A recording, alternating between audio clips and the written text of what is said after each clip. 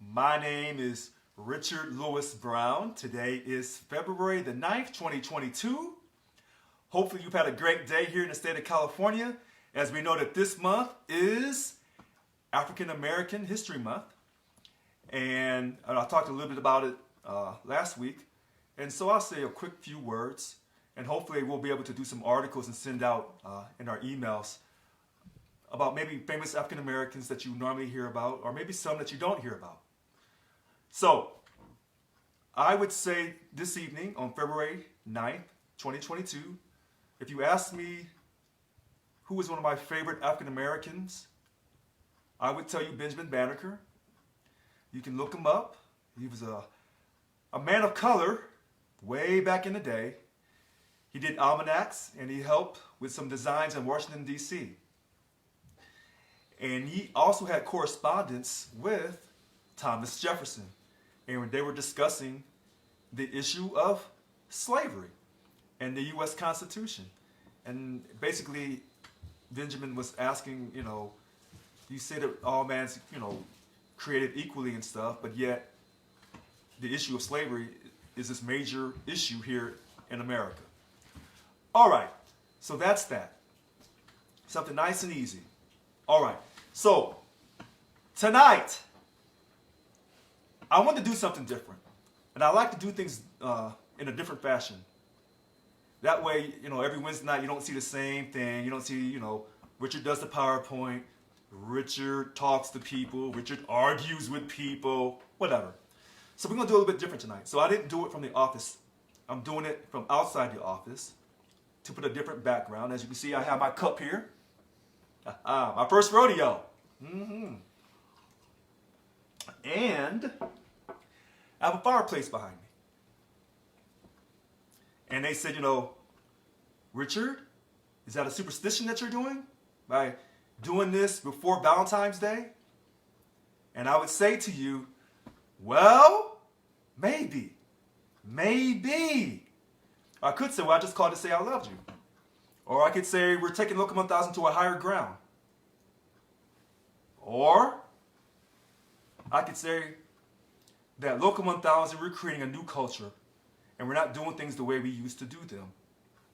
And, in the month of February, with Valentine's Day coming up, we always say love. How do you overcome evilness? With love. Do sometimes you have to respectfully fight people to, create a new culture for Local 1000? Yes, you do. Sometimes we do it with love. The month of February, we want to talk about love. And hopefully, through all of our internal struggles, love will save the day. That's what we hope for. And this idea that, people say, well, I'm just living for the city. Well, there's some good people living in the country. There are some amazing people living in the country. So this idea that, only the hardworking people live in the city, that's not true. We have hardworking people in our union, in the country and the city. And that's why we fight to protect all of us. All of us. And this is why I have pushed to create more job stewards. And even though our stewardship program had broken down in March of 2020, that was the time where we should have increased the number of stewards we were having. Because of all these issues that we're currently working on. We need more stewards. And so this PowerPoint slide that we're going to go into very shortly here is going to discuss that. It's going to talk about politics as well. Because we've always said that the politicians were our bosses, but that was a fallacy. That was a true fallacy. So we're going to talk about some things tonight. And I'm going to take questions. But I want people to understand something. Don't ever quit in life.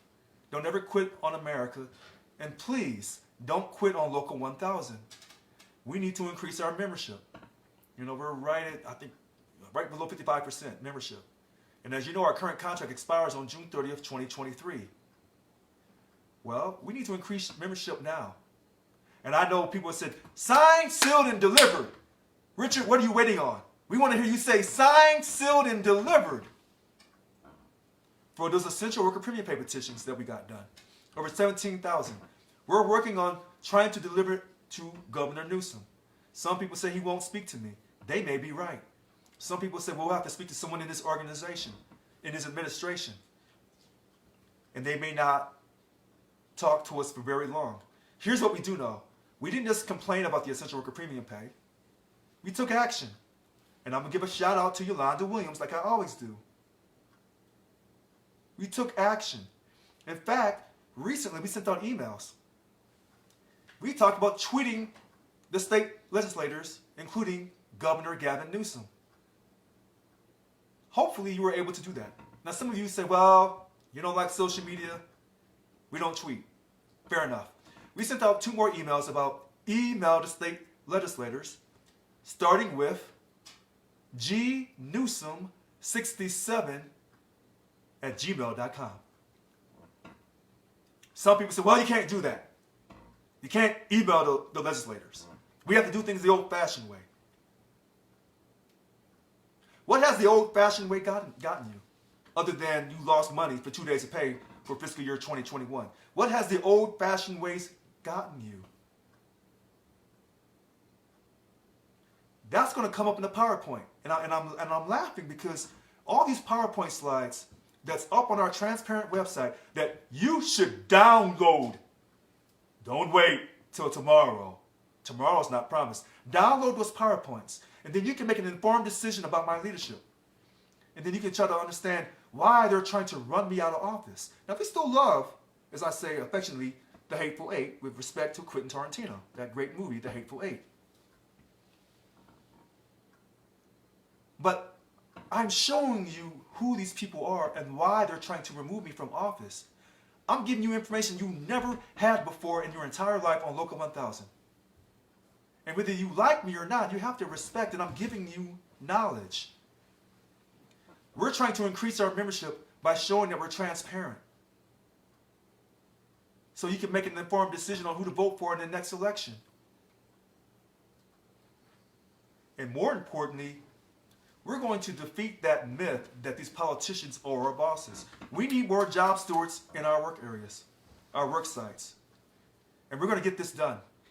That's a promise. All right, so what time do we have here? Oh, what do you know? Started at 6:30, 7 minutes in. I like the number 7. All right, so here's what we're going to do. We're going to pull up the PowerPoint presentation. Thank you, Key. All right, the mastication of power, work sites, and geography, and the strength of contract enforcement, February 9th, 2022. I like that title. Let's go to the first slide. Presentation overview. History of governor and legislators' term limits. Listen to how I said this. The history of the governor and the legislators' term limits. And then we're going to follow up from last week on inflation and wages. I see everyone on Facebook when you talk about our pay increases, our general salary increases, JSI, is not keeping up with inflation and our wages. Okay. Local 1000 represented employees, where do they work at? This is good. Local 1000 across state agencies and departments, and then the grievance, data analysis, and hotspots. To the research department, Kenny and Roger and Jack, you knocked it out. You knocked it out. All right. So, hi Candy. So, okay, so here we go. We're going to go to the next slide. So, term limits in California. 1990. 3 years out of high school for me. Prop 140. They had to establish term limits for the state legislature and the governor to fight corruption and injustice. They had to establish term limits. Something similar to our U.S. president. I should have put that in there too, but that's a little too much for y'all. So anyway, state senators, you put them down to 8 years maximum. State assembly members, they put them down to 6 years maximum. Before then, it was unlimited. The governor, 2 terms. So when people say, oh, Richard, we don't believe in your 2-term max limit for statewide officers or DLC presidents or the bunk, any leadership position in Local 1000, we need a 2-term limit max. Where'd you make that number up from, Richard? Well, here it is right here. The governor and the U.S. president. 2 terms is all a person needs. Because if the person goes past 2 terms, they'll be out taking trips and doing things on a credit card and just, living their best life off your money. All right, so the question is, why doesn't Local 1000 leadership not have term limits? Because the status quo does not want to ever change. That's why. This situation will get corrected. All right, next slide. Now, politicians at work. June 2012, Prop 28, they said, oh, wait a minute, we're confused. So we're going to change this up. Now, they didn't change the term limits for the governor. They kept it at 2 terms. But they reduced the time from 14 years to 12 years for serving in the state legislature. But now they say you can combine it. Between the Assembly and the Senate, you can combine those years. All right, next slide.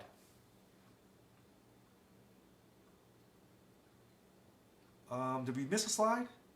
Let's go back one.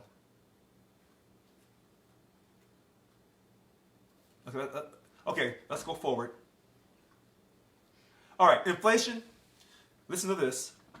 Everyone knows that working for the state of California, our money is not as high as in the private sector, but they say they make up for it with total compensation with your health care.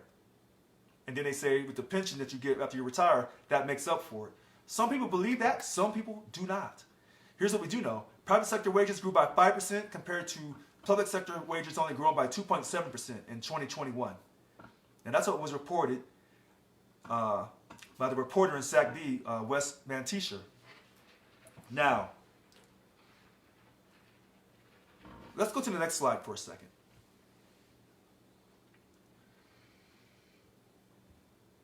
The public sector wage growth is not keeping up with the inflation, which hit 7% in 2021.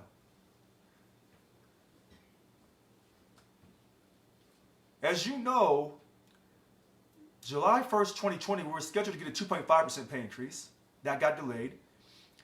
And then in 2021, we had a 2% pay increase. We got that paid on time, along with 2.5 that came from 2020. This year, we're only scheduled for a 2.5 pay increase for 2022, July 1st. A total of, what is that, 7%? Yes. 2.5 is 5, plus 2%, July 1st, 2021. So 7%. So our total pay increase from January 2nd, 2020 to June 30th, 2023 is 7%. And we lost wages for the fiscal year 2021, 2 days of pay, 9.23% for a whole year. We're not keeping up with this. Now people say, well, we're getting our pension. Well, that's true if you live to get it, but there's no guarantee that you're going to live and retire from the state of California. And then the other thing is we're contributing 3.5% for the OPEB when we already had guaranteed health care. All right, let's move to the next slide.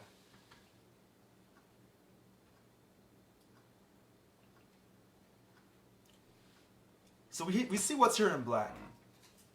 Inflation trends are not going to stop, and we need to prepare for a tough bargaining fight at the end of the current MOU that expires on June 30th, 2023. Our current contract does not expire this year. Let me say it for you again. Our current contract does not expire in June of 2022. If you see somebody on Facebook saying that, tell them with love in your heart. Our contract expires on June 30th, 2023. We will have scheduled SBACs this year to get the bargaining team together.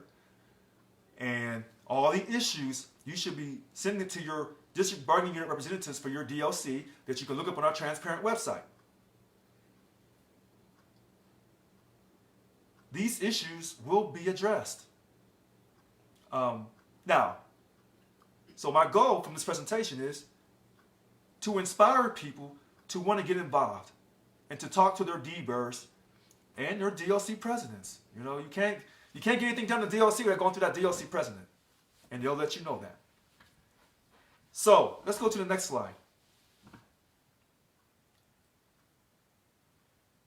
Now, we have over 2,000 work sites.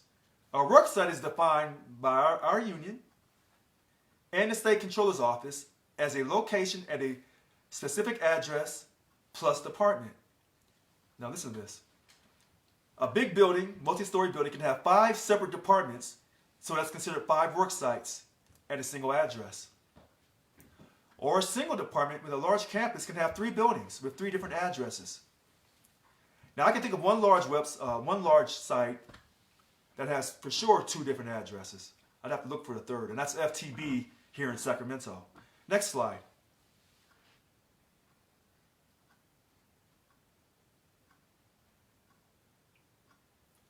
Okay, our next slide. So as you know, we're close to 98,000 represented employees. We had nearly close to 100,000, but some people have retired. Over 2,000 different work sites. As I stated, the largest work sites, FTB, here in Sacramento. And then we have one downtown, the Department of Tax and Fee Administration, CDTF.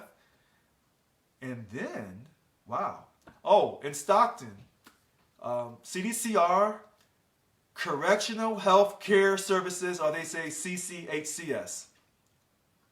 Now, we have right now about 944 different job stewards, and they're located across 383 work sites. Now listen to this. This is why we have it in bolded in black. 944 job stewards. Okay? That's it. And so when I started on June 30th and I was appointing people to become new stewards or reinstating old stewards, and then they were getting their training hopefully as soon as possible under our VP of Organizing and Representation, Annika Walls, some people had a problem with that. Well, do you have a problem with the fact that of our work sites, only 20% have stewards? 20% of our work sites have stewards. Of the 383 work sites where we have stewards at. Listen to this. We have 2,003 different work sites, but we only have stewards at 383 of those work sites. That's not even quite 20%. So when they tell you that Richard's crazy and Richard's putting the union in serious jeopardy, no, I'm not. It's Richard to the rescue. You've been doing things the old way with the labs program that got started so they could pick and choose who they wanted to become job stewards. That was a way to silence the activists, silence the critics. Thank God I became a steward years ago where you could just go in one weekend and be done. And then you learn as you go. So this idea that it takes you 6 months, it takes you 2 months to learn all this, I disagree with that strongly. And I admire the amazing work that Annika Walls is doing. But we can get people trained much faster. I know we can. And we should have more classes. Because this is a situation that has to be corrected. It doesn't take 2 or 3 years to correct this situation. Our situation of a low job steward should have never happened to begin with. But that's because people were uninspired. They feel that something's not right. So now they have a tendency to say, I don't care. Because our contract basically gives all the power to the state. It's not an equal partnership with Local 1000. All right, next slide. Now, 66% of our work sites are small. 66% of our work sites are small. 66% of our work sites are small. 1 to 19 employees. Now, they say the majority of our represented employees, over 28,000, work in the large work sites, 500 plus. An overall pattern is that smaller work sites have higher membership. That should have been in bold. I should have bolded that. I thought I did. An overall pattern is that smaller work sites have higher membership, and as work sites get larger, membership goes down. Okay. So you can argue that many different ways. But the fact is this. 66% of our work sites are small. That's important to realize that. And then the larger work sites, people have a tendency to get lost in the shuffle. You're just a number, so no one cares. All right, next slide.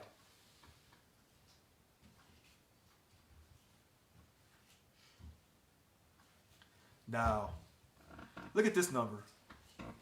46% of Local 1000 represented employees work at the largest 100 work sites. So almost half of our union, of our represented employees, work at the largest 100 work sites, even though we have over 2,000 work sites. All right.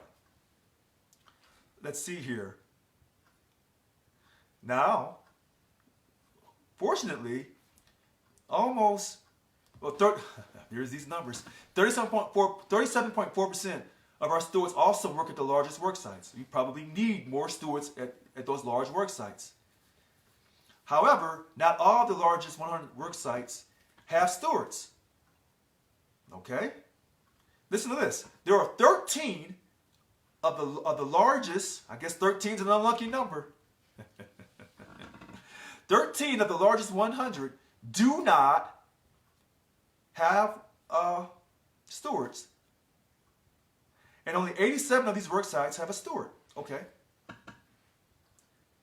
13 of the largest work sites do not have a steward. Of the largest work sites. How do you explain that? Who's helping those people? Are we overwhelming the Local 1000 staff? Probably. The URC, the MRC, and then we wonder why when we call the URC, the MRC, Member Resource Center, and then they say they got 2 days to call you back, and then they don't call you right back. There's a possibility they're being overworked, even though with the restructure on October 1st, that work should be more efficient. They shouldn't be overworked right now. But I'm just going back to the past. Now, so basically, on average, at our largest 100 work sites, 195 employees for each job steward. So whoever that job steward is at these large work sites, you're getting worked to death. So you're getting worked to death. The DLC presidents can't keep up because they're being worked to death as well. Local 1000 staff can't keep up, even though we're more organized now, we're more effective. A lot of work, a lot of grievances, and people are feeling stressed out. Don't stop believing. Keep hope alive. All right, next slide. And so you can see all these slides, and you'll see FTB here at Butterfield. It's called the Los Angeles Building, but that's a building here off of Butterfield Way. And then you'll see FTB down here again. And so you see all these slides of the largest work sites. And there it is at California Department of Tax and Fee Administration. They're below FTB. But a lot more if you was to add all of FTB at these different sites. At the second site here at Butterfield. All right, so we're going to click through these slides here. Click through this slide, that slide.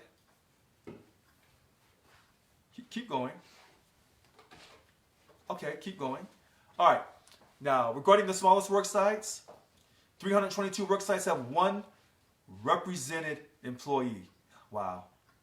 180 work sites have two Local 1000 represented employees. Here's the catcher. 25% of these 2003 work sites have two or less represented employees. 25% of the 2003 work sites have less than two or less represented employees. So you could say, well, do we really need a job steward at that work site? People could make that argument. I would tell you we need a job steward at every work site. Every work site to promote our culture for Local 1000. All right, next slide.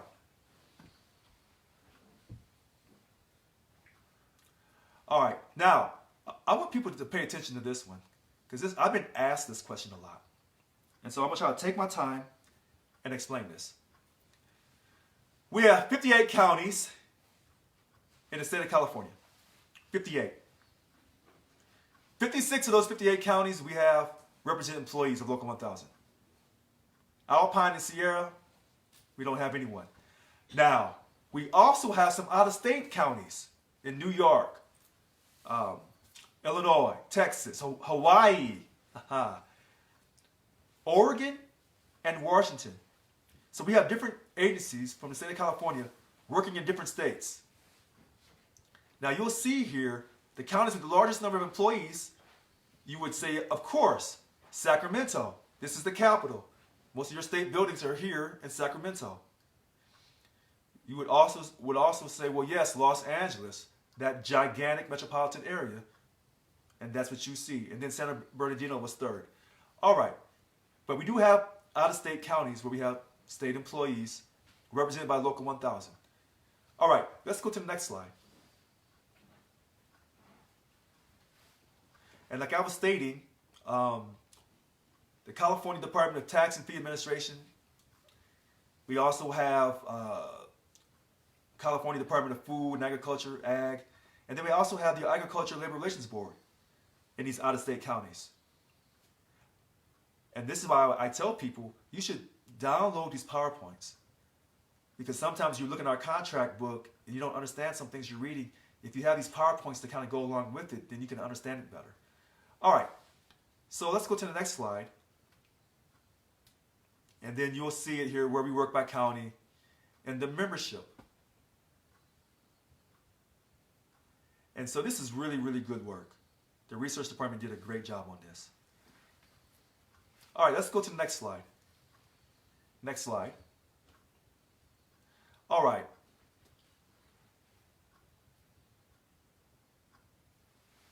The largest 15 departments and agencies have almost 68% or slightly more than 2 out of 3 of all Local 1000 represented employees. The largest 15 departments and agencies. But it also says here that each department or agency has 704, on average, each department or agency has about 704 represented employees. But this is static, it's not representative because of the absolute difference between the largest, greater of 9,000, the smallest, 1 worker. All right.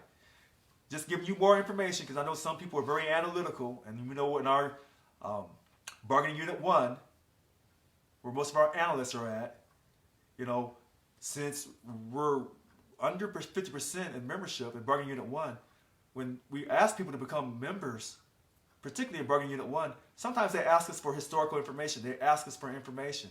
Well, now we have the information to provide them. All right, next slide. And this is talking about the distribution across the 138 different departments and agencies. All right, let's move on. And this tells you about the job stewards and the job steward employee ratio. This is fantastic as well. But let's continue on. Next slide. Next slide. All right. I want to get to this grievance part. Now look at this. January 2021 up through January 2022. 658 grievances. Now check this out. 5 departments, only 5, the big 5, are responsible for 60, almost 70% of all grievances. Are we surprised to see California Corrections Healthcare Services? Should be CCHCS in parentheses. Are we surprised? Oh, I'm not. Are we surprised to see... Oh, wow. All right. Are we surprised to see CDCR, California Department of Corrections and Rehabilitation? That should be in parentheses.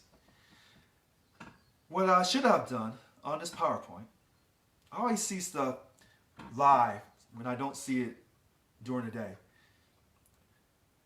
So I'm taking that 36.5 plus 16.6. I can't do it in my head fast enough.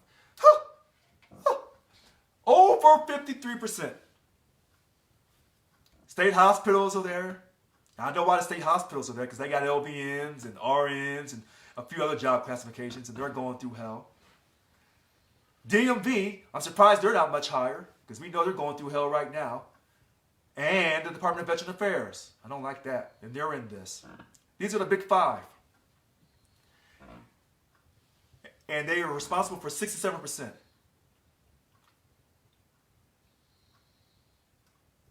Next slide.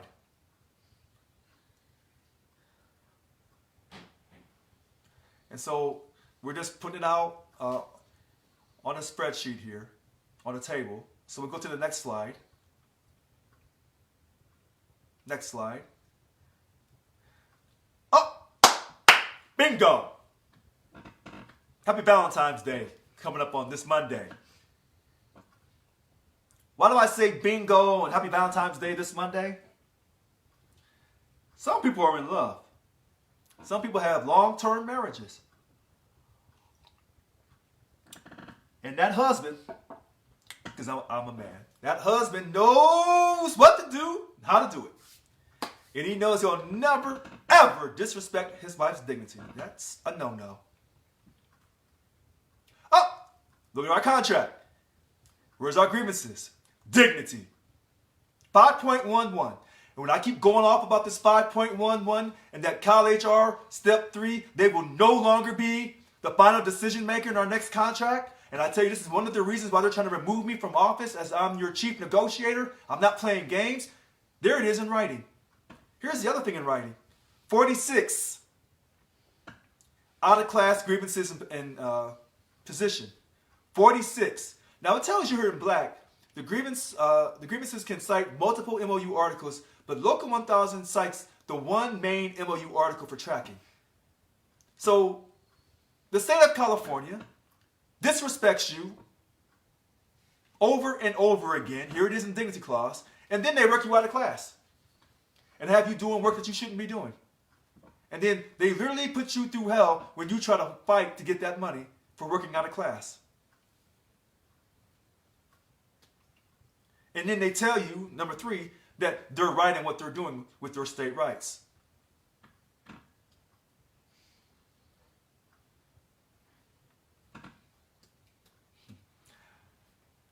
I told you this is a good PowerPoint. You know, these last few PowerPoints over the last few weeks, we're knocking it out for you. So when they say, why should I join the union?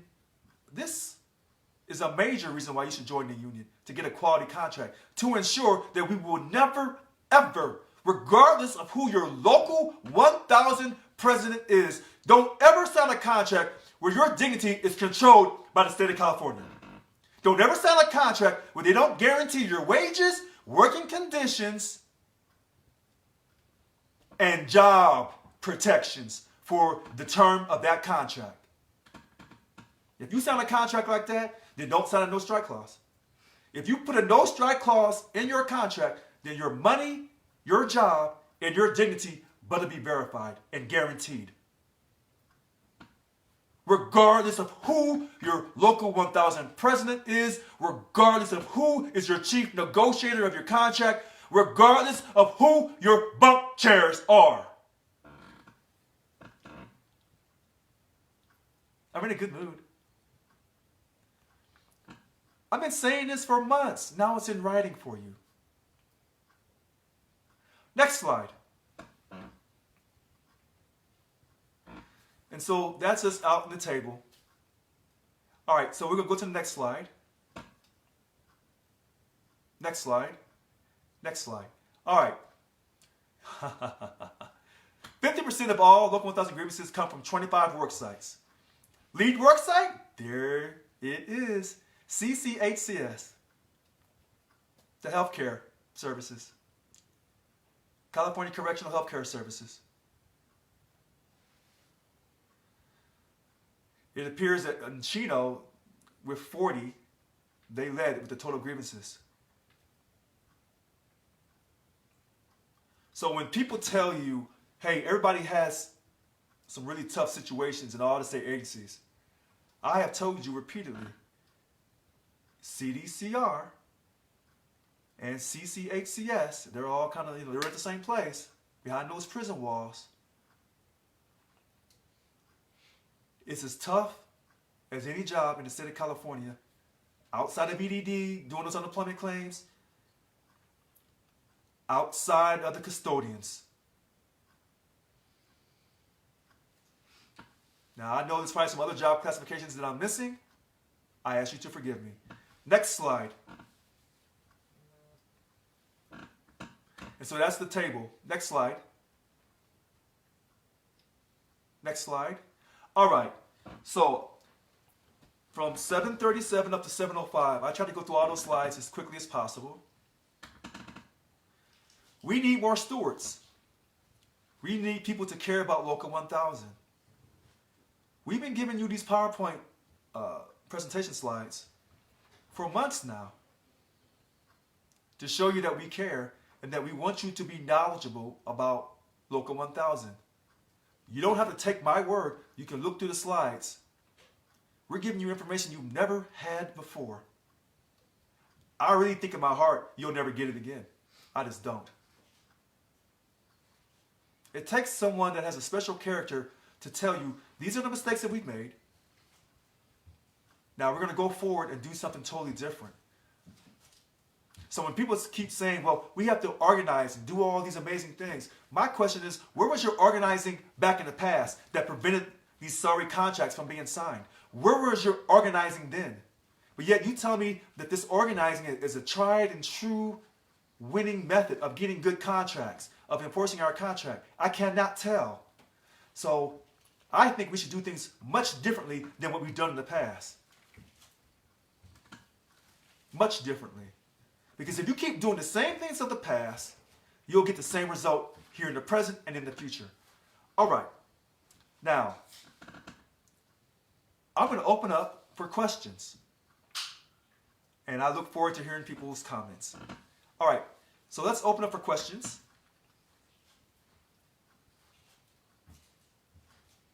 No hands raised. No hands are raised. You know what? It's 7:07 with no hands raised. So I guess this could be a good sign or a bad sign. I'm not worried.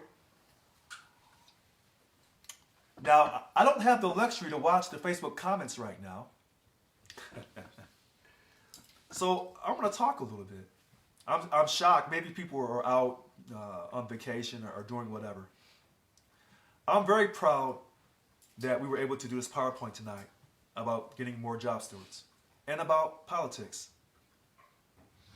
You've been told from Local 1000 leadership in the past that the politicians are our bosses. You were told a lie. You were told a myth. We are a public sector union. Now, if we're a social justice organization and we support politicians and they tell us what to do, well, then I can accept that. But if we're going to be a union, then they are not our bosses. Because how do you bargain with your boss? You don't. Let me say this for you again. When you go to work, do you think your boss is trying to bargain with you? Your boss is telling you, this is what it is. I'm going to give it to you in writing. Get the job done. Or I'm going to write you up. So when people tell you that the politicians are our bosses, they sign our contracts, what they're telling you is this. You really don't have a union. And you will do as you're told to do. And when they tell you to lose your money, you will lose your money. That's what they're telling you. And they're telling you that the new president of Local 1000 is crazy and we have to remove him from office. First they told you to strip me of my powers, but now they're telling you they have to remove me from office. Remove the Local 1000 president from office. Now, that's what they told Local 1000. You know, they sent the paperwork into Local 1000. I haven't got any paperwork yet. But they sent that to Local 1000. We want to remove the voters' voices. That's what they did. That's what they're telling you. That your voice, your vote doesn't matter. And why they're telling you it doesn't matter? Because they support politicians. Richard Lewis Brown, I support you to represent employees. Not the politicians. A union negotiates in good faith across the table with management. The state of California is management.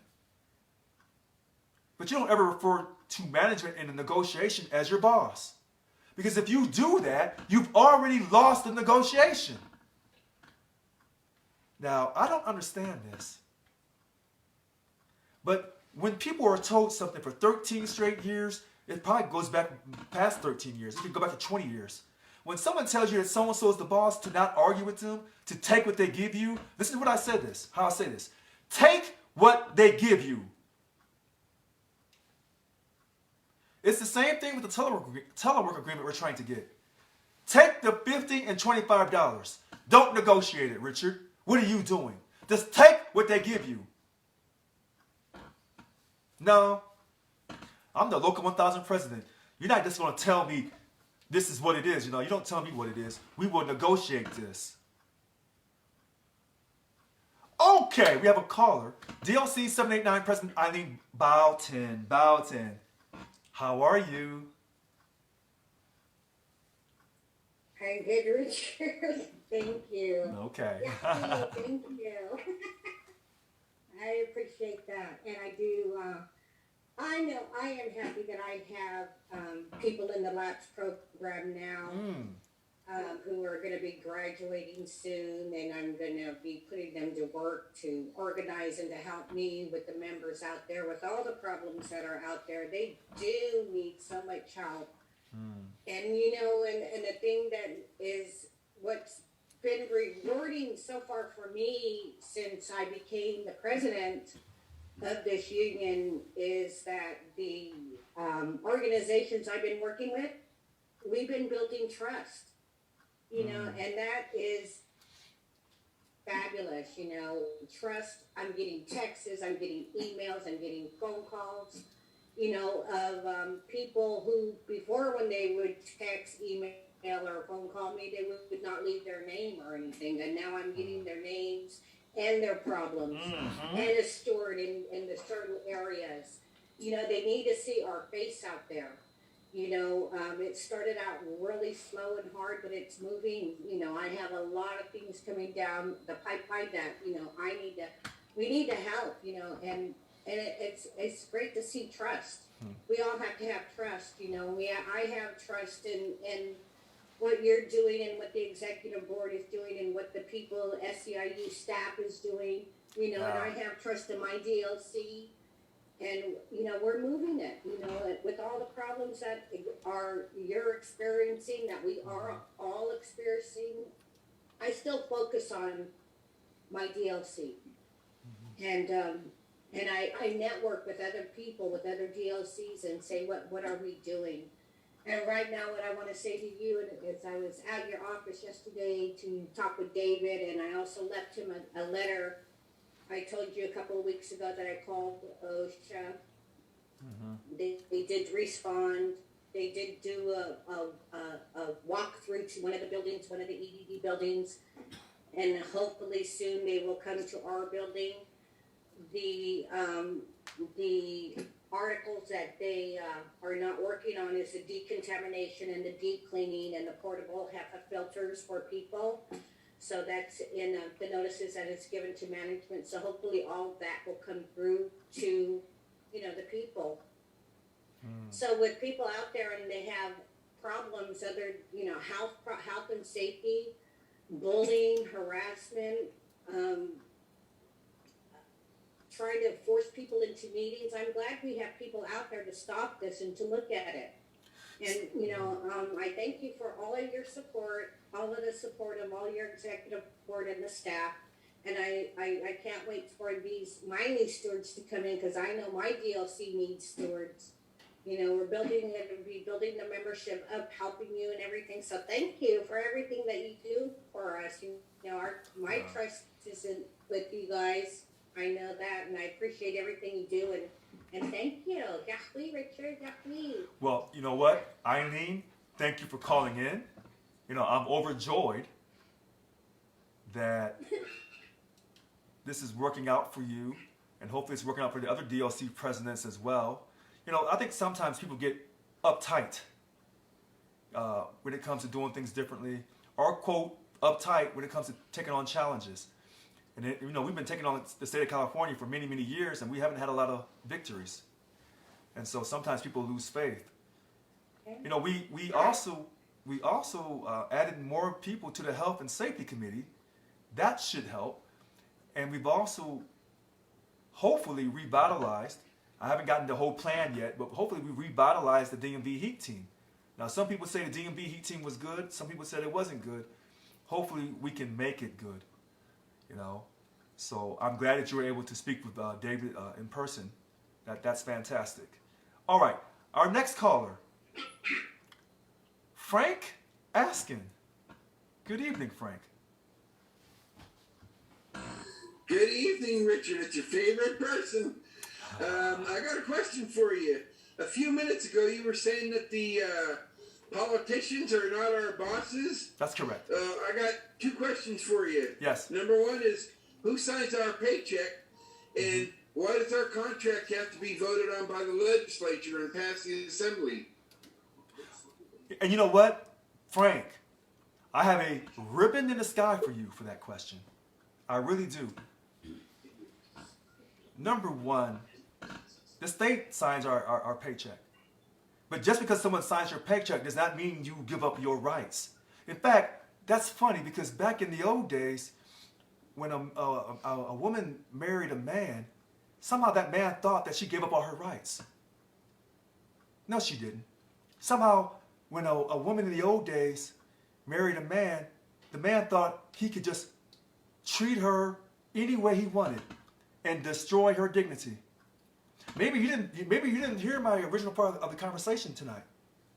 So you kind of walked into this, Frank. I'm glad you did. Happy Valentine's Day to you this Monday on the 14th of February. Now you talked about you talked about the signing of our contract. What was the second part you said, Frank? Where did he go? Is Frank still there? Is he still there? Okay. So he talked about, what was the second part he said? The signing of our contract. The second part was about the legislature, the contract having to pass through the legislature on the floor of the assembly. That's right. You're absolutely right. So the legislature, the state legislature has to approve our contract, and then the governor signs off on it. You're absolutely right. But again, I'm gonna go back to the husband and wife. Just because the wife, the single woman, married the man, and she chose to take his last name. She may have kept her name or hyphenated her name. But just because she chose to marry him does not give him the right to just do anything and everything. But now I'm going to make it more to the union issue. A union is an equal partner with management. And even though management has to sign off on the money, that union is an equal partner. You don't hear Major League Baseball bow down to the owners. Now, you see that in the NFL, in the NBA, ironically. But, you know, happy Black History Month to you, Frank. Because I know in the NFL and the NBA, I know the majority of that workforce. But in the Major League Baseball, it's a little different. I wonder why. So this idea over all of these years that because the state signs the legislature approves our contract, the governor signs off on it, that they should be able to dictate the terms? Are you kidding me? See, that's a social justice thinker. That's not a capitalist thinker. That's not a union thinker. That's a social justice warrior that's asking for a handout. Now, there's nothing wrong with handouts. This country is a capitalist country, but it has socialism mixed in. We are a union. They are not going to dictate the terms. Now, maybe that's the impetus for some of the board to remove me from office. Because I'm not going to let the state dictate the terms. I am not going to let the state mandate that we all get vaccinated. I apologize to those in CDCR, healthcare workers. Fell short there. Okay.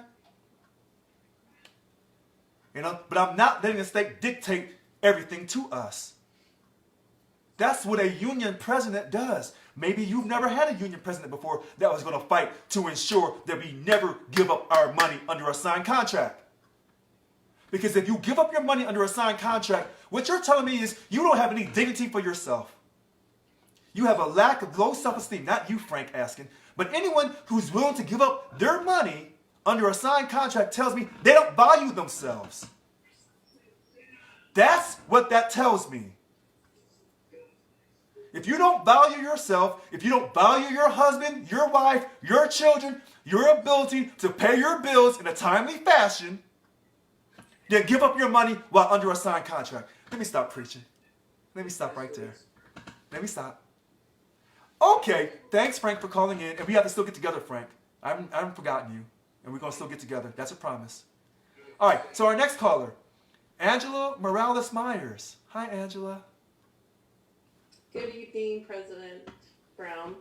Great presentation. Thank you. I did not realize a lot of the information you provided. That is, as a coming back as a job steward, is very disturbing to me, but at the same time encouraging, because you're right, we can change those numbers. Absolutely, absolutely. But I do have a few questions that I wanted to let you know, or I wanted to ask you. So what were the results of the grievances? If, as job stewards, I'm always about the wins. Yes. So I would like to have that information. But, can we get that for the job stewards and then get those numbers and the info so that we're not repeating the same.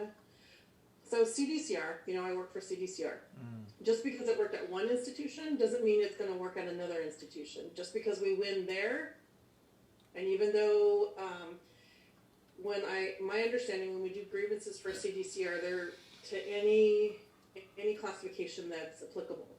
But it doesn't always work that way. And that's part of what we have, the fight that we have. Just because Wasco got a win for something doesn't necessarily mean that Kern Valley's going to get it. We have to do our own individual grievances. And I don't know if you're aware of that. So that's one thing that if we could get that and not reinvent the wheel, if we're, I don't know, maybe, Solano's got something that they're winning, they want a grievance at that we can share with maybe the DLC presidents that have Department of Corrections in their DLC, just to help out us. I'm more about working smarter and not harder. That's me, bar unit 1. And I will never take credit for something I didn't do, but I will definitely want that information if I can. The next question I had, you said more job steward classes. How quickly do you think this can happen? And, I'm in the fast track. Love, love, love it. Annika is spot on with questions that we don't have, we don't have answers. She's on it. I love that she does that. I love this fast track. Never had this kind of training, and I love the presenters. Great program. I would encourage anyone that's been a job steward to, go back and go through that program again, because we forget sometimes, and the energy that's there is awesome. So before you go on, that question about the results of the grievances, I want you to email me with that question. And then the second thing about getting more classes, now that's in Annika Wall's wheelhouse or field house. And hopefully, I've talked about this with Annika. Hopefully she will be able to do more classes. I think the next class is scheduled in May. I think that's too far off, But she does have a lot on her plate. But I think, when people, this is why I'm so insistent on this. When people want to pay money to Local 1000, don't let them go. Okay, that's the first thing. If they can put up with all this stuff that's going on with Local 1000 and they still want to pay their money, don't let them go. They have the desire, the courage to become a job steward and not get no extra money for it, don't let them go. Get them in before they change their mind. Now, that's my mindset. I hopefully, Annika can respect that mindset and we can do more classes. Here's what I'm willing to do. I'm willing to do the classes myself on a weekend, the way we used to do it, be done in 2 days. But, I don't want to go over Annika's head. I'm working with Annika and David, and hopefully eventually I'll be able to work with Irene as well. And so I want people to have a level of control. And she's really, she does these great steward training. But we need to have more steward training. I'm sorry. Go ahead. I'm sorry. Yeah. Okay. Thank you. So CDCR, I read all my emails that come to me, so I try to keep myself on top of everything. So thank you for sending out the emails regarding, CDCR, which I got one, which it says there was a meeting on February 7th. What was the outcome? I know that was only barely last week, but there's no update on that. And that was regarding pretty much the telework and the K95 or the N95s and the just different stuff that was in there. And so I haven't seen an update come from that. So Because there hasn't been an update. I haven't been given an update on that either. Okay. So if Okay. you have to send that question to me in an email. That Okay, telework I'll agreement, send that telework agreement you're talking about, that has not been done. So if a certain agency is doing their own thing, I'm not aware of that. No.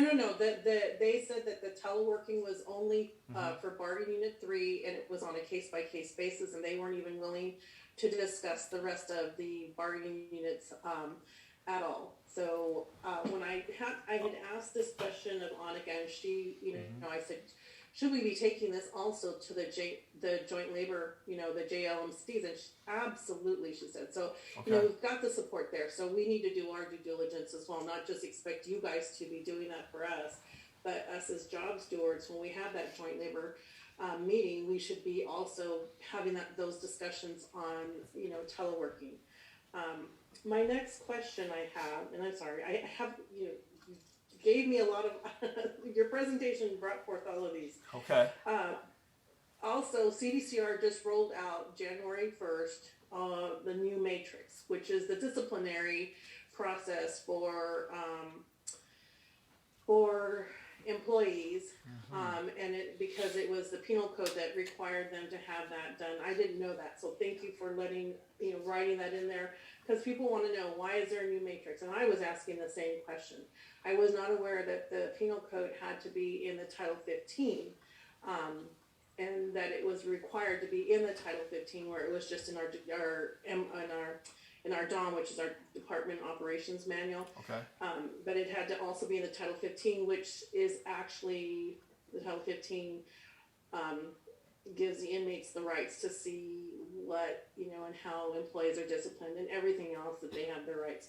So that kind of threw me for a loop on that one. But my question is, so that CDCR treats SEIU members just like the officers, the custody staff, in their disciplinary matters. My question to you, CDCR gives up to 3 years to be investigated for anything that comes along for an employee, for SEIU members. For bargaining unit 6, which is custody, is 1 year. And this is probably something that I don't know how we change it. I'm going to look more into it. Okay. But I'd like to, close that gap instead of 3 years, having our members out doing God knows what, barely making it because they're under investigation, is to close that gap to 2 years, and then eventually since we're disciplined in the same manner, in the same way, using the same rules as bargaining unit 6, Right. then why do we have to wait 3 years for our investigation to be completed? And let me tell you, we are not a priority like bargaining unit 6 custody staff. So we're left out there. So bargaining unit 6 is a smaller union. I understand that, and a lot of these people in bargaining unit 6, CCPOA, they don't want to be mandated to take that vaccination, and so a lot of those people, from what I was told, are quitting. And so now the governor's trying to work out a deal with them. So he kind of waffled on making everybody get mandated when certain people said we don't want to do that. So if you're asking why do they get treated differently, they're smaller, they have a higher membership. But what you're saying, they have up to 1 year, and we have up to 3 years. Yeah, that's something we should discuss in the next contract. I wasn't aware of that. Yeah, and that's what I'm saying. If they're going to treat us like custody staff, I'm not about disparity treatment in the manner that most people think. But fair is fair. If you're going to treat us in the same manner as bargaining unit 6, when you discipline us, then you need to be doing the same thing, time frames, and everything else. Because I'm telling you, if I lost my job today because I was under investigation for something, let's just say I lost my job today, Right. and they have up to 3, and I'm not on ATO time, I'm not on anything like that. I'm having to go out there and fend for myself, and this is something that I want to share with people too, because people don't know this. So what ends up happening is I'm out 3 years, and then I win my case, but it took 3 years. Right. So I had to go out of state service. Right. And not only that, CalPERS only lets you get back 1 year. So I lost 2 years. So what bargaining unit are you in? Bargaining 1. All right. So that's something that you want to have to send an email to your bunk chair, Susan Rodriguez. That's Yes. something she needs to know. And then when you send her that email, CC me on that email so I can put it in my folder as well. Yeah, because I want people to understand something. The reason why they do that with bargaining at 6 is because they stand to lose 2 years, and they're saying we're not going to lose 2 years because they know it affects their retirement. Exactly. And that's the same thing exactly with us. right. And you don't, sorry. And then when you're out, if you're working, those wages, they're only going to give you back what the difference of your wages were. People don't know this. And this is what drives me to want to drink, is that I could be making, let's say, close to what, I'm making as an analyst. Let's just say I'm making $5,000. The analyst, the AGPA tops out like 67. So the difference that the state's going to pay you is only, $1,700. That's all they're going to pay you. If they go back a year, they're going to give you $1,700 a month because you were still making wages of that. It's ridiculous, and it's just, and the only reason why I know this is because a lot of the custody staff that had gotten in trouble when they came back, they told me all this. I was not aware of this, and I don't know if anybody, that's why it's so crucial for us to close that gap when it comes to disciplinary problems. And Make sure you and send me make that it, email. You make sure you send me that email. Will do. Okay. And that's all my questions. Okay, we want to thank you for calling in, Angela. So we're going to go to the next caller. She makes a lot of great points. And I know people who work behind those walls, those prison walls, they have a lot to say. All right, our next caller, DLC 770, Secretary Treasurer Derek Roque. Go ahead, Derek. Good evening, Mr. President. How are you tonight? I'm doing great. How are you? Doing well. Doing really good. Thank you. So I want to start off by saying last week on this call, I put out my telephone number and my email address, and I have an action plan, and I'm going to do the same thing again right now. Okay. My name is Derek Roque, DLC 770 Secretary Treasurer. My telephone number is 209-818-8983. Once again, it's 209-818-8983. And my email is Derek Roque, altogether, Derek Roque @hotmail.com. That's ROQUE. And following up from last week's call, I just want to say there are some people who probably listened in and thought it was a great idea to block and try to put out some form of resistance in me pursuing justice for all of Local 1000, not just for those watching on Facebook, YouTube, but all of Local 1000, because Right. I will continue to fight for that justice, and I'm not afraid. They went out and, let's just put it this way, they tried to steal my identity, and that's okay.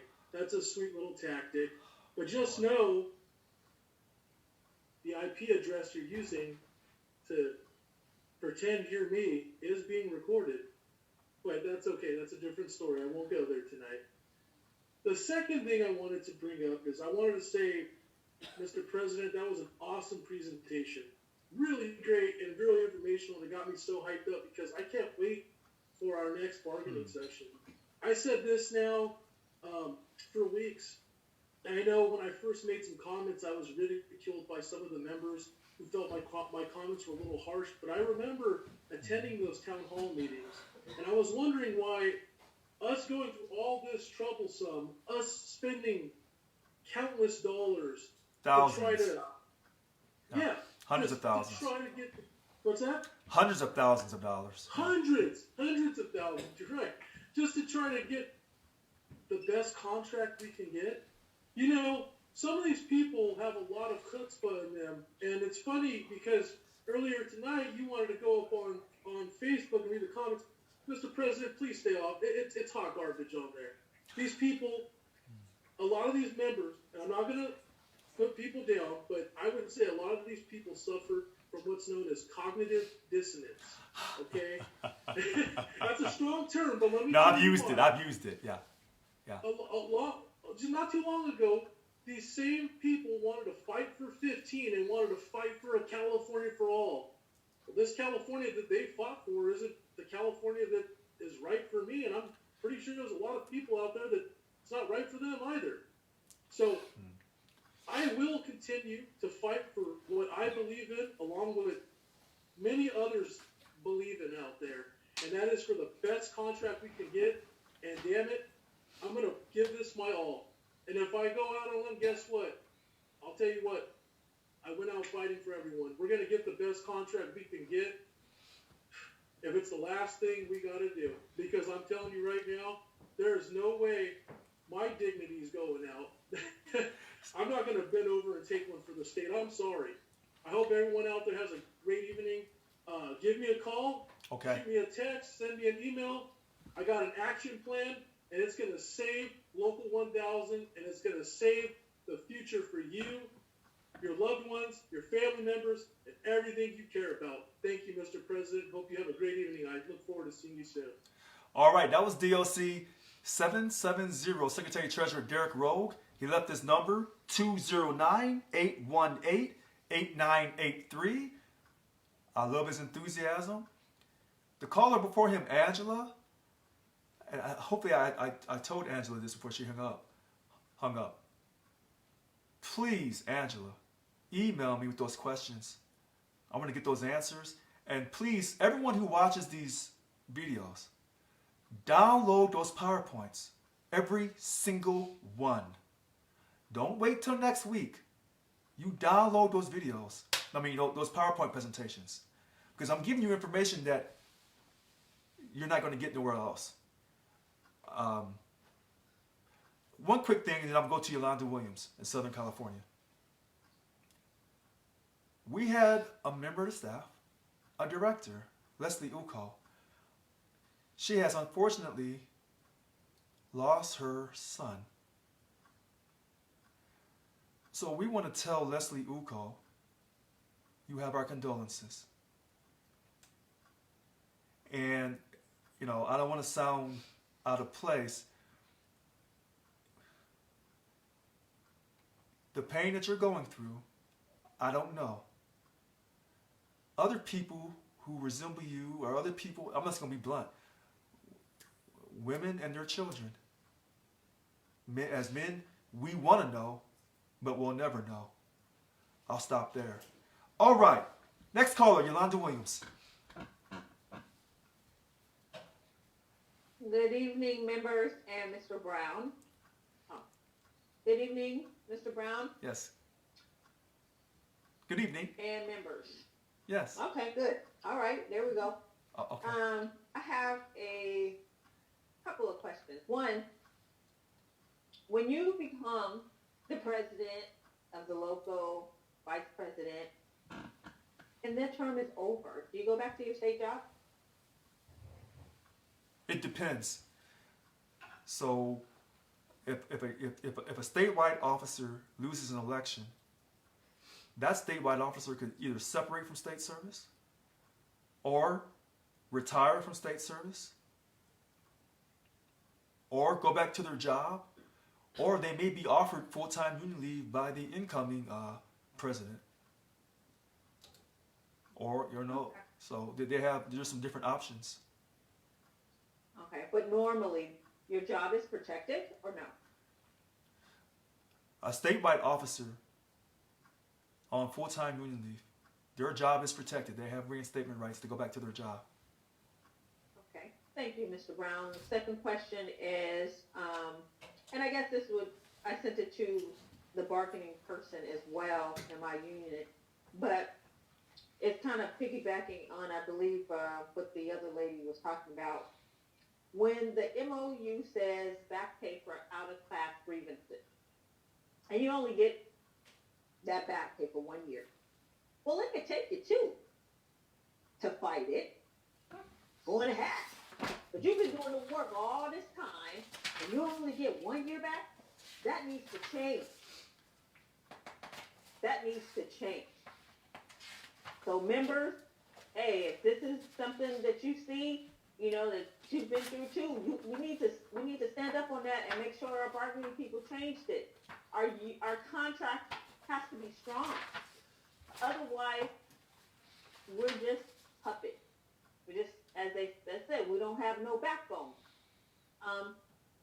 Also, Mr. Brown, in regards to you're talking about the fight, you know, as far as the, I guess, possible strike if it comes into an impasse. Like I said, and I'm gonna keep on saying, I'm with you because, you know, when it comes to your money, you know, that's the only thing, you know, the power, that's the only power that we have.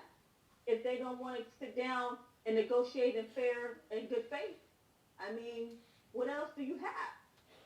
And our contract needs to state certain things. So, bargaining people who are on here, you guys need to really fight to make sure our contract is strong. Because obviously, this contract here, and I've been with the state only 2 years, it ain't strong at all for us. Dignity out the window. It stops at Cal HR, really? You know? So, you know, it just has to change as far as the bargaining people. You gotta really stand up and don't be afraid to bargain. It seems like, as Mr. Brown was saying, status quo. Let me not push the button. Let me not say this. No, we have, you know, stand up. Stand for something to fall for anything. Point blank, period. But anyways, talk to your bargaining people, man. We got to make the contract strong. That's all I got to say, Mr. Brown. Yeah, that's it. Yolanda Williams, you're right. Common sense. Our contract is not strong. And I would go a step further and say it's never been strong. And it's always been in behalf of the state on what they wanted to give us. Not what we negotiated for, not what we fought for, not what we were willing to shut the state down, the 4th largest economy on earth. If you're afraid to go on strike, then you're afraid of accepting the fact that you'll never get paid a substantial pay increase. Why would I want to give you a substantial pay increase if you're afraid to go on strike? Why would I? I wouldn't. I would keep changing you. And I'm sorry, go ahead. And if Governor Newsom sits back and didn't get a pay cut, but made us struggle, you know, we need to really, really fight because I struggled hard for that last year. And Yolanda, first time dealing with this, what? Mm-hmm. Wait. He took the pay cut after they ran in the paper. The pay cut started July 1st, 2020. He had to contact either the state controller's office sometime in August after the paper ran an article saying he wasn't taking the pay cut. He said it was a mistake. From the information I was given, and I'm not going to dispute if he said it's a mistake or not, of the state legislators, I think it was a total of maybe 5 out of 80, out of 120, if all those vacancies were filled. 5. To me, that's nothing. Those state legislators did not give up their money. And it didn't matter if they were a Democrat or a Republican. All right. I'm sorry. Go ahead. Oh, and yeah, okay, you stand corrected on that, so it's great for telling me that. Okay. But as far as the teleworking, this 50% and $50.25, Right. $25 is a joke. But moreover, you need to be talking to or having negotiations about who can telework. That like they deciding, well, you do this and you do that and change their department policy to fit what they want is wrong.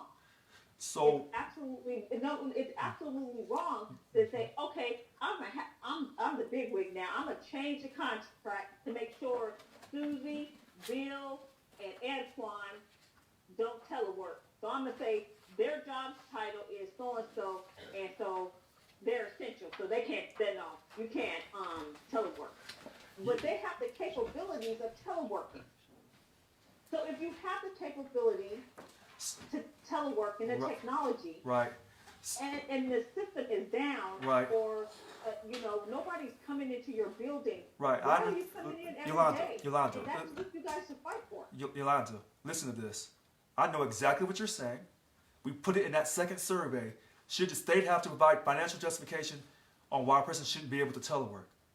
Now, when you made a comment about the couple people, I think what you're really trying to say is if Jaquisha, Latasha, and Tyrone were told they couldn't telework.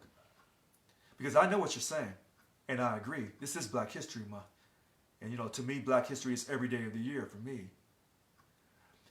It's unfortunate that many people who will be told that they can't telework are minorities, or they're in job classifications where oftentimes minorities are put in.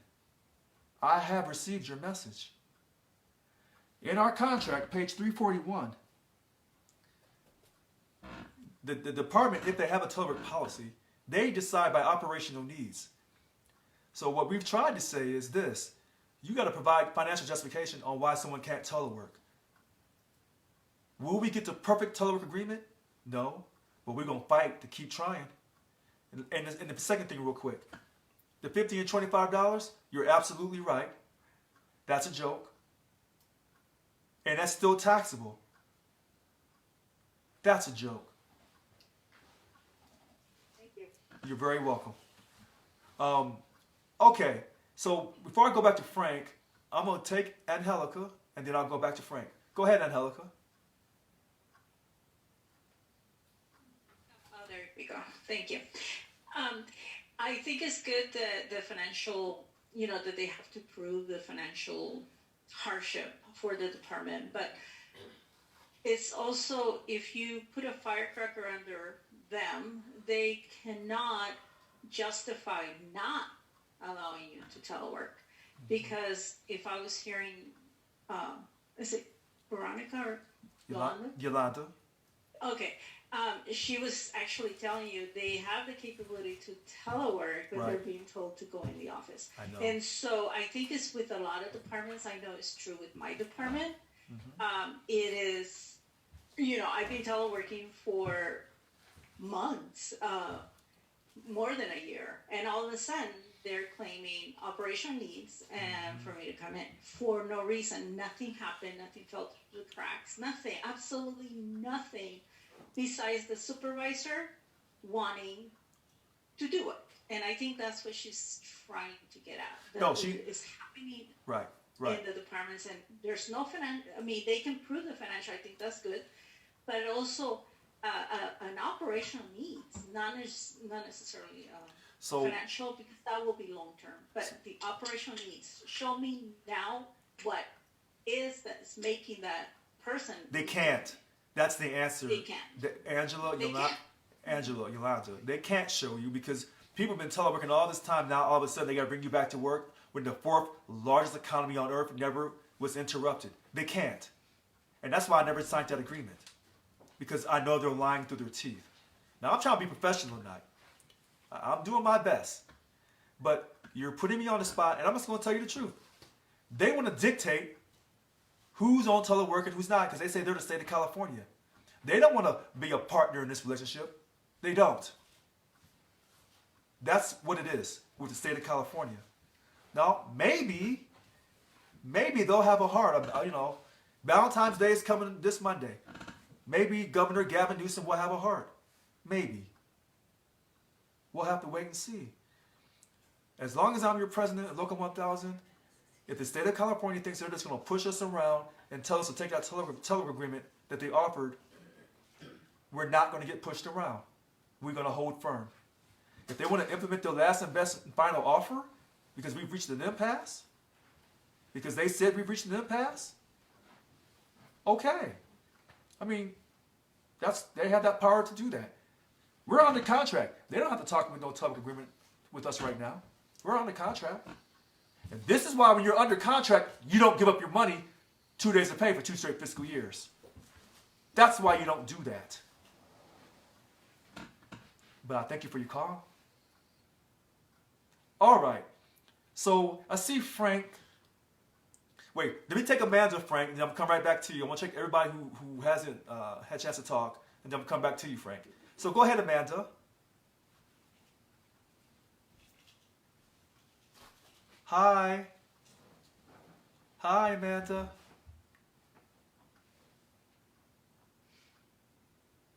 All right, so we're going to go to Frank. We'll go back. Oh, I'm sorry. Here we go. All right. Oh, I finally got the unmute here. Okay. Okay, good evening, President Brown, and good evening, everybody. So I just kind of got involved in the telework conversation. I'm a registered nurse, so obviously I can't telework, but I'm for teleworking. I mean, what about all the people that it's better for families, it's better for parents, you're getting cars off the road, less pollution, less wear and tear on the roads, less energy. I mean, if California is so green, Right. to say, it's better for the environment too, and it's better for kids. So what's the problem with that? Amanda, you're talking with so much common sense that I can't respond, because you know what you're saying is the absolute gospel. And this is why sometimes people say, oh, well, Richard's angry, Richard's out of control. You have $31 billion in surplus. You never had your economy interrupted with people working from home since March of 2020. Some agencies have permanent telework already. I don't know why I'm getting so loud. But yet, we have a governor, bless his heart, who does certain things that you can't understand. And it's not like when he's done with his job as the governor, he's going to have a hard time paying his bills.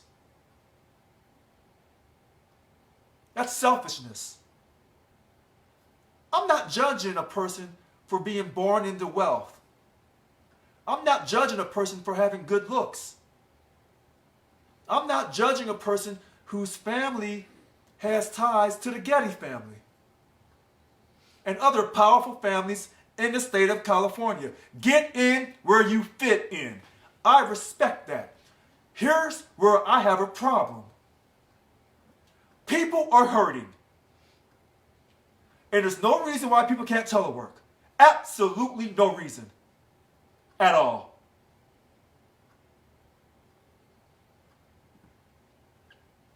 I'm not uptight. I'm going to a higher ground. Sometimes it doesn't hurt to say, hey, I just called to say I love you.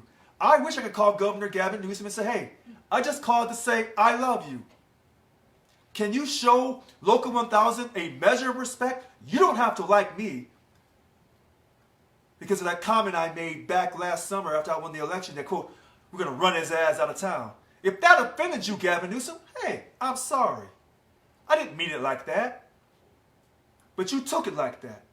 And because you took it like that, now you want to punish all these people in Local 1000 who are feeding their families? It's like that, Gavin Newsom? La la la la la la la. It's that. But here's the biggest problem.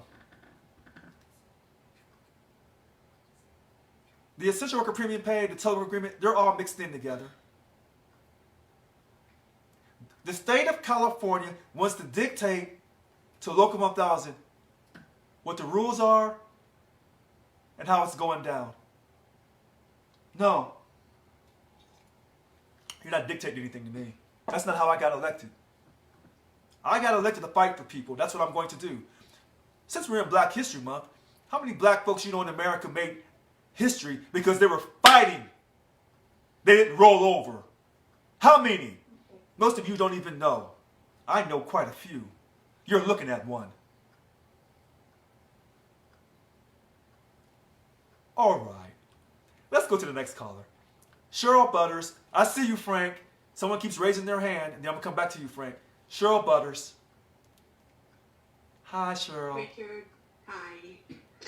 Oh, telework still. I think there's a lot more to it, though, than just statewide because, like with CDCR, for instance, in my classification, there are some institutions that are allowing our classification to telework, and then there are some institutions that are not. Okay. And for my institution, we are allowed to telework 1 day a week if we request it the week before, and if we have no scheduled day off, the week up. Okay? But this is the problem with COVID. I don't, not even looking long term. I'm talking about right now. So we have an outbreak in our office. We've had one that was specified as starting on December 28th. And we still have people going out. Almost everybody is getting COVID because they will not let us telework. So everyone is getting COVID. Even the people that are vaccinated are testing positive for COVID and getting COVID symptoms. Right. So it's almost like, what, does everybody have to get it in the office? I mean, it's almost like they want us to get it or something. I'm not really exactly sure what's going on there. But it just seems to me, I mean, I even asked a couple of other ladies that are longer term beavers, can't we even file a grievance over something like this? And, one of them said, yes, but you won't win.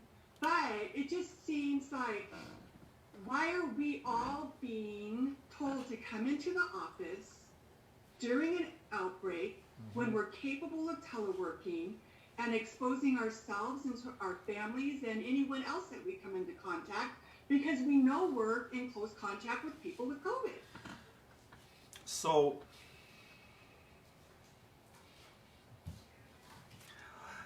let me say this. They say that politics matters. I say it only matters for those who are getting paid off of politics. I have said this repeatedly. The state of California is doing things wrong, in my opinion. First, he told you, Gavin Newsom, in March of 2020, we're in a serious situation. People need to telework. And he couldn't get people out of the office fast enough. And then he told you to be vaccinated and to stay out of public facilities. And now with this new variant going around, you're being told to come to work anyway.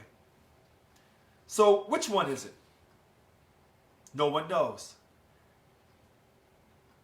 I'm as exhausted and as frustrated as everyone about this issue. And that doesn't mean that I'm an anti-vaxxer. I got vaccinated.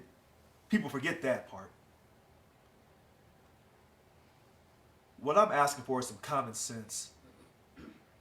When we were allowed to telework in great numbers starting in March of 2020, and we did it for almost that whole year, and all the way through almost 2021, the cat is out of the bag.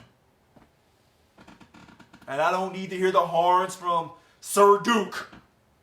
The cat is out of the bag. Now, you say, well, hey, that's a superstition. That's a conspiracy. No, the cat is out of the bag.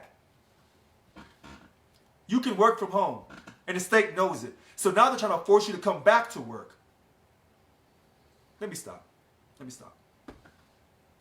Okay, go ahead, Frank, and then I'm going to go to DLC 768 President Cheryl Allen. Go ahead, Frank. Hi, Frank. Yes, thank you, Richard. Can you hear me? Oh, loud and clear. Okay, no disrespect, but I have a question for the co-chair, Mr. Derek Roque. I wanted to ask him if we are going to be meeting soon as a COPE committee and if we've decided yet on who we are endorsing, because, I mean, let's face it, this is an election year, and we got the June coming up, and we need to know who we're going to be endorsing so we can holler at all our members and stuff and let them know who the local is endorsing. Hey, you know what, Frank? You've done it again. And I thank you for that great question. Derek Roque is the chair of the Committee on Political Education, COPE. It's funny that, Frank's asking about who we should endorse for politicians when these politicians are the ones who asked to give up our money. And they said to work with the politician, the master politician, Gavin Newsom, to give up our money while under a signed contract, while the politicians protected and prioritized their money and their families. Frank, I can't keep asking you, keep calling in. You keep just walking into this. That's why I keep saying, thank you for calling in. Because you'll give me the perfect opportunity to send the message. This is what I'm talking about, the status quo mindset of some of those in Local 1000. We are so much in a rush to go out and support these politicians while the politicians protected and prioritized their money and their families. We're in so much of a rush to find out who we're endorsing for these politicians, and you have not heard not one politician say what Governor Gavin Newsom did was wrong. You have not heard not one politician say that. That him saying to give up 2 days of pay for state employees was wrong. You haven't heard them say that. But yet, we're trying to rush out to endorse politicians? Well, wait a minute. I ran on the platform where I said, we're not giving these politicians any money. That's the platform that I ran on.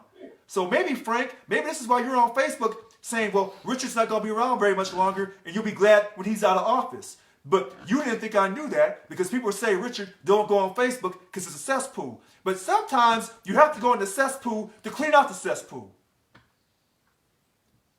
But thanks for calling in, Frank. I'm glad you asked that question. You have, I'm sure you have Derek's contact information. But if you don't, here, let me hook you up, Frank. You make me excited. Hold on. Let me go to his number. Here he is, Frank. Hope you have a pen and piece of paper. 209-818-8983. Or you can text me, and I'll send in the number to you as well. Thanks for your call, Frank. All right, DLC 768 President Cheryl Allen. Go ahead, Cheryl. Oh, Cheryl? Hello, Cheryl. Hi, Cheryl.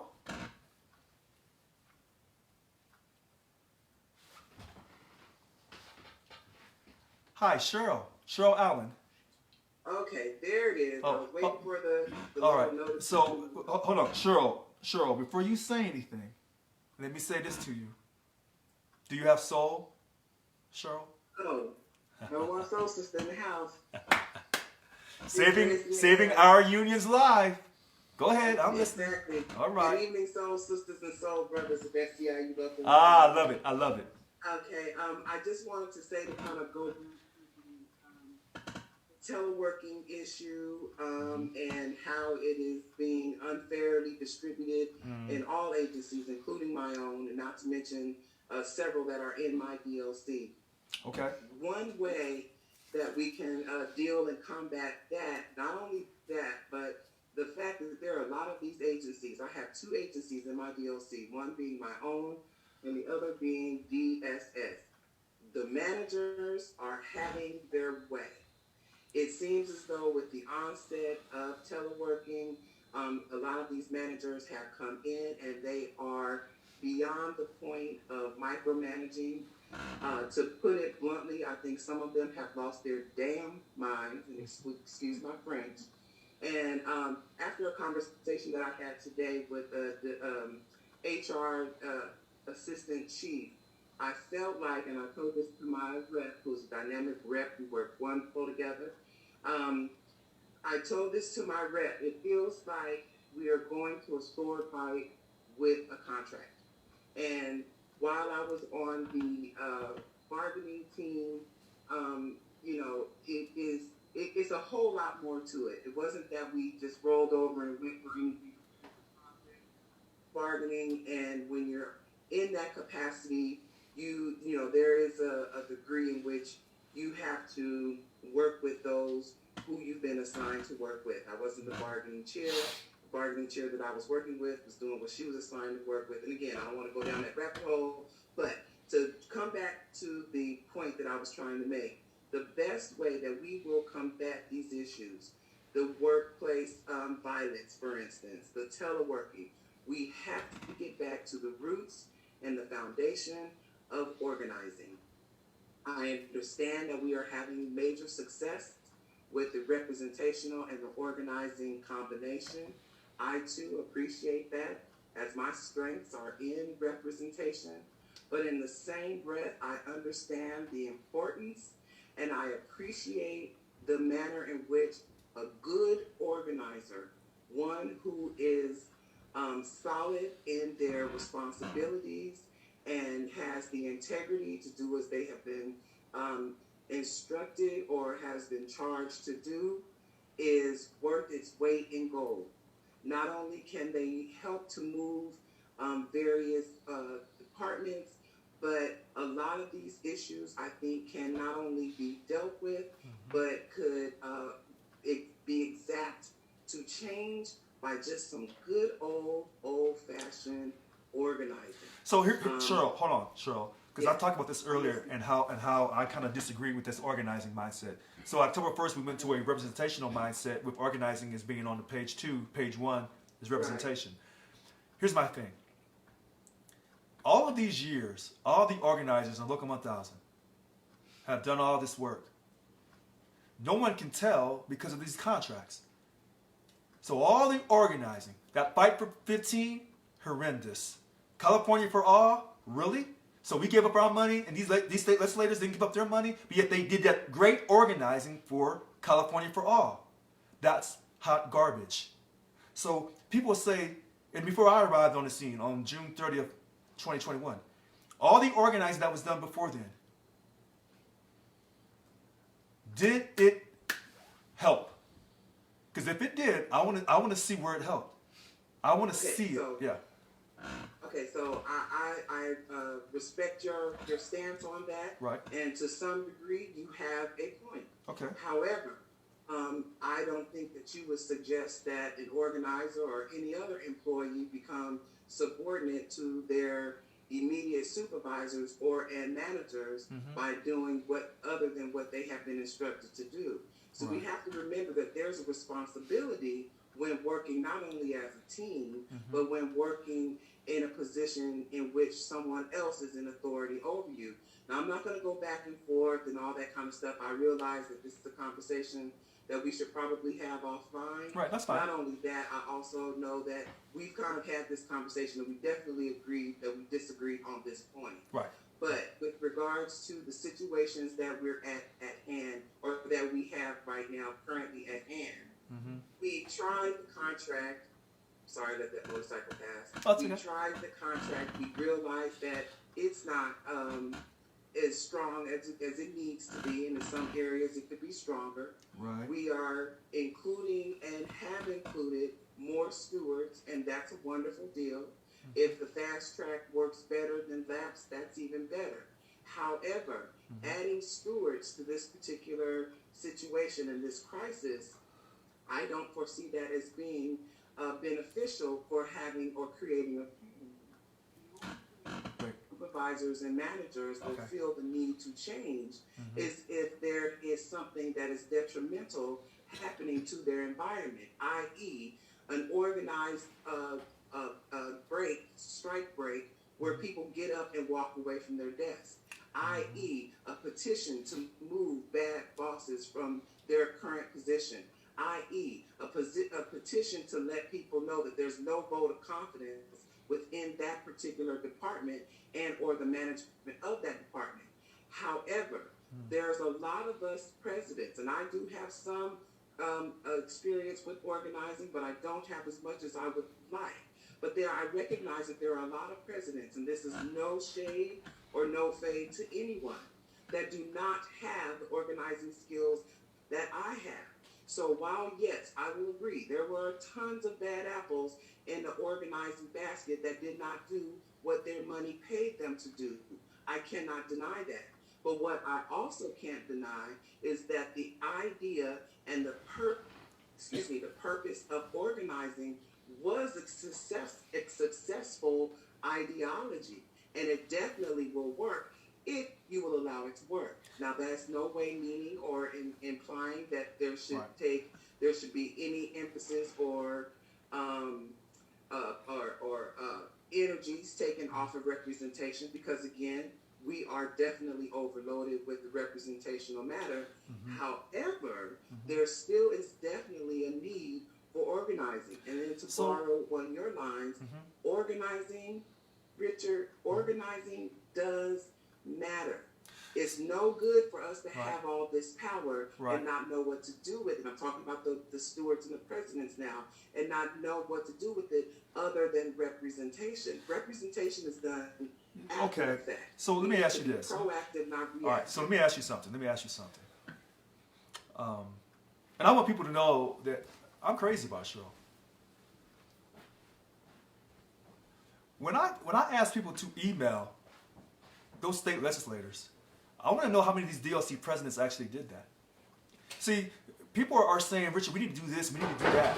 But my question is, when I do something and I show the example of what I'm doing, I want to know how much support I got from the board, because some of these people on the board are trying to remove me from office. So my thing is, I did something that was really simple to see if people could organize behind something very simple.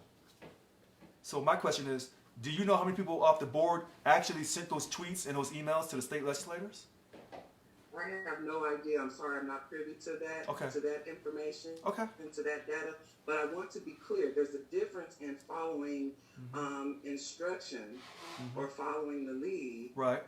and then organizing and being organized. There's a difference. And again, there's no shade, no fade. No, I I'm understand. not saying that one is right and one is wrong. What I'm just saying is that we tried all the rest. Let's go back to what I know and believe is the best. But here's my problem with Good, that. Hold on, wait. strong, organized. Right, but here's my problem with that. I didn't get elected off what was done in the past. I got elected off, understand. right, but I got elected off of doing something totally different. So when people are Absolutely. saying, hey, we're going to go back to what we organized and what we did in the past, if that organizing and all that was so great in the past, then why do I have these contracts? I can't make sense of this. It just doesn't make sense to me. Because what you're trying to do is make two different things the same. What was organized with regards to the contract was organizing so that people would agree to ratify the contract. Okay. What was organized and put in the contract are two different things. And again, nobody wanted to be insubordinate to the instructions that was provided to them. Unbeknownst to most of the people on this call, because I'm not sure how many of them are actually bunk members who actually sat in or at the bargaining table. Most of us who bargained did not agree with that 10% cut. Let's be clear. There's this misnomer ideology or ideation that we just kind of rolled over and said, okay. And that is the biggest lie this side of having beachfront property in Wyoming. That is a lie. Most of us disagreed with that. Most of us fought that, argued that, and came with several different ways and options to oppose that. So wait, stop right there. Let me finish this point, and then I'll let you slide in there. Okay. However, even with our opposing that particular article, we were still overridden. Period. The same way that you as president, you have the right to shut my mic off whether I'm finished talking or not, because you have that authority as president. It's the same thing, just served on a different platter. So let's be clear. I can't speak for the other bunk members, but I will absolutely, definitely, and continuously speak for myself. I did not agree to that 10% pay. I'm a single parent now, and I have always been a single parent. And living paycheck to paycheck is something that I'm more accustomed to than I am to having money left over in the bank. So the last thing I wanted to do was give up 10% of anything, unless it was one of these rolls that I done got from sitting around the house eating all day. You understand what I'm saying? But other than that, let me be clear. That was not something that we just patted our hands and gave each other high fives and said, that's the best thing that we could do. We thought that as best as we could. In my particular case, the best that I knew how. Go ahead. So, well, listen to this real quick. When people hear us talk, and I'm the new person on the block, and I'm saying I'm not accepting that organizing stuff, my thing is, when they said give up that money, when Gavin said give up the money, and the legislators said, hey, work with the governor to figure out something. In other words, give up the money. Where was the organizing then? Where was all the tried and true organizing then to prevent us from giving up that money? Now you say, well, hey, the former president had the control, the power to say, I don't care about your organizing. This is what we're doing. Okay, I hear that. But when people are listening to this, they're going to probably think to themselves, if the organizing was so great, then why did we lose our money?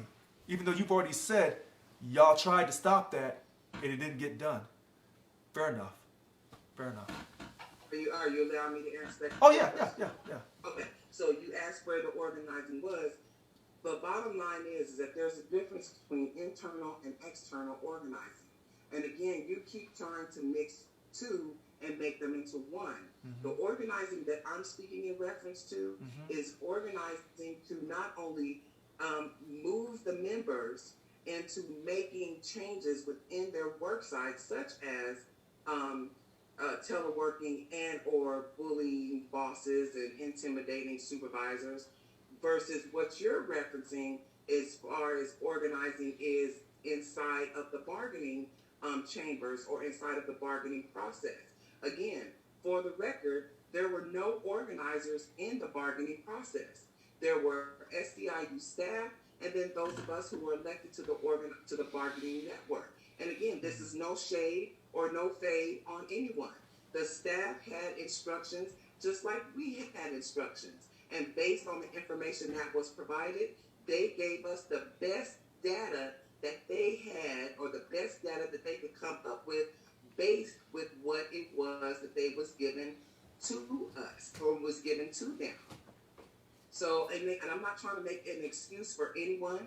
I respect the fact that you are making or you're attempting to make a change to the past versus the future. There's no way that I would be supporting you if you were a part of the past in that capacity. So let's make that much clear. Right. But again, the point that I'm trying to make relates to organizing staff, organizing those members who are unfamiliar with what it takes to be a part of a, as you stated, a union. Not Fight for 15, not supporting Gavin Newsom or anyone else, but the part that it takes to see what you don't realize, or the part that you're missing, is that you keep referencing strike. Well, in order to get to the point of striking, somebody has to organize. You can't just call a strike and then have people just milling about. In order for a strike to be effective, then you're going to have to affect those that you're striking against. Otherwise, the strike is a waste of time. So you're going to have to, at some point, you're going to have to give reference to the and you know what? Organizing, and you know so what? that we can get to that degree. And that's all I'm saying. I'm not talking about, one internal organizing, which bargaining is, or in your capacity, what you're speaking in reference is internal work organizing versus outside, external organizing. So here's what we're going to do. We're going to wrap this up. I'm going to go back to some of these other callers. Okay. So here's what I'll simply say. Okay. When we do start to organize, you're not going to hear me talk. You're not going to hear me talk about it much on Facebook or on live video. All right. Oh no, you should. Yeah. I know. Okay. All right. We're gonna go to the next caller. Thank you for calling in, DOC 768 President Cheryl Allen. Saving our union's life. Beautiful. All right. We're gonna go to. We haven't called on Kimberly, so go ahead, Kimberly. And then we're gonna try to take these last two calls, and then we're gonna shut it down. Hey, thanks so much for making time for me. I really didn't have anything to say tonight when I joined, but some of Cheryl's comments really spurred a need for me to chime in. And maybe I can articulate just from a personal experience. Your PowerPoint earlier today talked about, how many agencies there are and how, a few of them are the biggest. I happen to work for a very small agency, and you would think that in the small agency that it's easy to get represented employees together. But in reality, our work is so siloed that I can't even tell you who's in our agency anymore. And we're less than 150 people. So it's really small. And so that does lead to challenges when it comes to organizing staff around issues that the agency is proposing. For example, we just went through, and it's wrapping up right now, but we just went through a consolidation, classification, revision, and consolidation effort that the agency put forward.